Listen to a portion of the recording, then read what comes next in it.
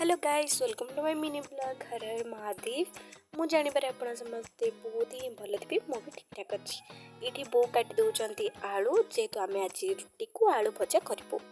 evening पाग अच्छी ना तो ये अटा को चकुटिकी गोल करके रखिदी बट जमी बाहर को मुझे गली देखिली संध्या होगा सहित बहुत जोर वर्षा होड़े वर्षा हो नहीं मत कमेंट कहतु तो आपण भी वर्षार मजा नियंतु कि मो मजा ना सी मो रुटी पोड़ तो वो ये फटाफट रुटी की सेका सेकी कर दौरान कि समय पर मु भी रुटी की सेकीदेली आलू भाजिकी बहुत होती बापा जाइए बजार को से आनी मु तार एंजॉय करुँची छतु आनी बहुत छोट छोट पीस करके काटी दौरान जहाँ मसला देख रंधा हम कि पनीपरिया भी आनी भेंडी आनी लेंबू आनी आउ जो धनिया पत्र कहते भी आनी कि टमाटो आनी